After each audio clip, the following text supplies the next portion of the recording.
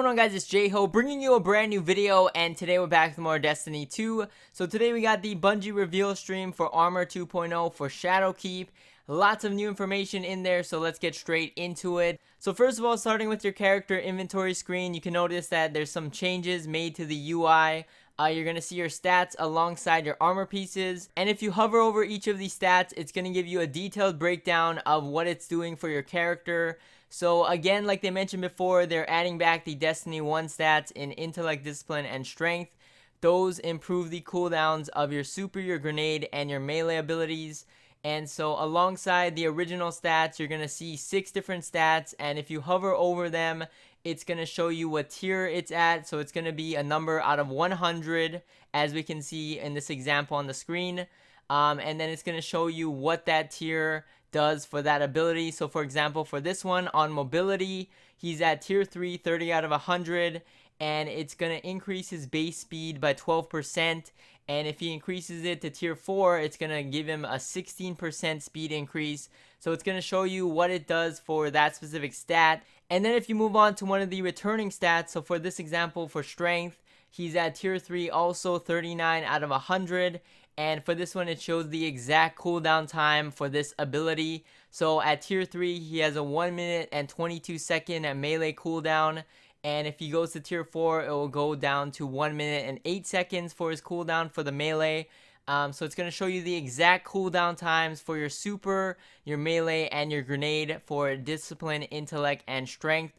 And then the other ones will just give you a percentage on those stats. So those are what it's going to look like when you break it down. So as you start to slot in some of those mods that increase some of these stats, you'll see exactly how much it's affecting it for each specific stat that you're trying to boost. So moving on to the actual slotting of mods for Armor 2.0, this is what a basic UI of the armor is going to look like for each armor piece. So at the top of the screen, each armor is going to show an energy cost, and the energy cost can max out at 10, and you're going to have to increase it. Once you increase the energy cost up to 10, not only does it give you more options for slotting more mods in, it will also masterwork your armor, and then once you masterwork your armor piece, it will add a +2 to every stat as well. So that's the benefit of masterworking, besides the fact that you can have a higher energy cost and slot in more mods as well. So every armor piece, it looks like, is going to have 3 mod slots, and you can equip any mods you want as long as it equals up to your energy cost. So once you masterwork your armor, you can slot in any mods as long as the energy cost adds up to 10. So any combination. You can even leave 1 slot blank and then have 2 mods in the other 2 slots that add up to 10, so 5 each and stuff like that. So there's different combinations for your mods, and you can customize them depending on what your playstyle is, what weapons you're using, the kind of build you're running.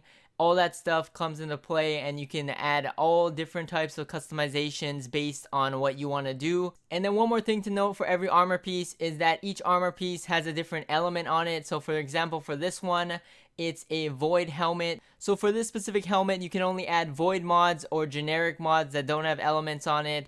And again, in the mod slots itself, when you hover down, it's going to show you what is available to you in terms of what you can equip in those different slots.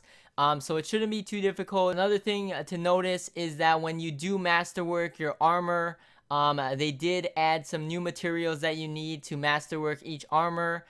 So some of them are shown when he's masterworking it up to 10 and increasing the energy cost. So one of the new materials that you need to masterwork your armor and increase the energy cost is the enhancement prism.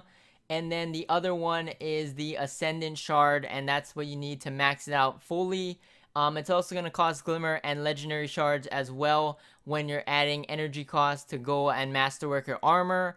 And so those are some stuff you need to keep in mind as well. I'll go over how to acquire some of that later on in the video as well. But that's pretty much the basic rundown of how you equip mods. You can equip different types of mods. They did show that they changed some of the mods, and there's a bigger variety now. Specifically for ammo finders, it is specific to each weapon type now, and it's not just categorized by weapon slot. So it's not just primary ammo finder or heavy ammo finder. It's specific to what exact weapon type you're using. So you can double down on specific weapon types like we saw in the stream. So one of them was using like shotguns, and you can have shotgun scavenger, shotgun ammo finder, and have ammo finders and stuff specific for what exact weapons you're using as well. So there's way more customization, way more detail, and you can also tell when your mods are working, because the ammo finders or the ammo on the ground had specific glows on it that showed that your ammo finder was working and was providing you with more ammo for that specific weapon type. So it did show how some of the mods are affecting the actual gameplay as well. And then in terms of the appearance of your armor pieces, that's going to be in a separate page. So if you page down, it's going to show separate slots that you can equip things for your appearance of your armor pieces. So there's going to be one slot for your shaders, one slot for ornaments and stuff. And again, we saw an example of universal ornaments like they talked about previously on how you can completely change the look of your armor pieces separately, so you can keep good appearance as well as equip certain mods and perks and keep that good functionality for your armor pieces as well. So that's pretty much how Armor 2.0 is going to look and how it's going to function. The last few things I want to mention in the video is how to acquire various things. So starting off with the actual armors itself, every legendary armor that you acquire after the launch of Shadowkeep after October 1st will be Armor 2.0. So if you go back and do old activities and you get some armor drops from those old activities, it will be an Armor 2.0 version of those old armor pieces. So that's really good if you like the look of some of the old armor pieces from past activities, from past years of Destiny 2. You can go back, do some of those activities, get some of the old armor pieces with the Armor 2.0 version of them, and then start equipping your mods and customizing it that way as well. So that's how it's going to work for legendary armor. And then in terms of exotics, we did see a 2.0 version of exotics. And they mentioned that if you do own the exotic already, you can go into your collections and acquire a 2.0 version of that specific exotic armor piece. And then those are going to be set rolls that you acquire from the collection. So that's how exotics are going to work. And then in terms of the materials, the new materials, the prism and the ascendant shard that you need to masterwork your armor, they mentioned that those will come from various sources and that it wouldn't be too much of a problem to acquire those materials to upgrade your armor. Also, if you take a look at the new gunsmith inventory, he was selling the new materials in there as well, so you can acquire them from the gunsmith if you're in need of some of those materials for your armor.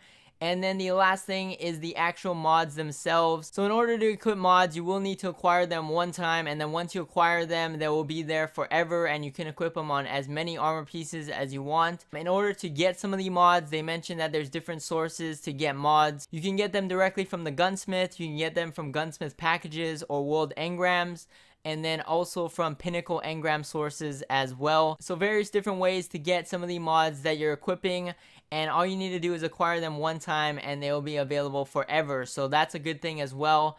You can experiment with different mods. The only cost is that it's going to cost Glimmer to equip some of the mods, and then you can just use them as many times as you want from there. And then the last couple details I wanted to mention that we noticed on the UI is that the Glimmer cap did increase up to 250,000. And then you also can see your Sparrow and your Ghost Shell in the background of your Guardian in the character screen. So that's pretty cool as well if you want to customize the look of those cosmetics and the shaders on those to match your armor as well. So that's about it for this video. Thank you guys for watching. As always, like, comment, subscribe, stay tuned for more videos, and I'll catch you guys in the next one. Peace!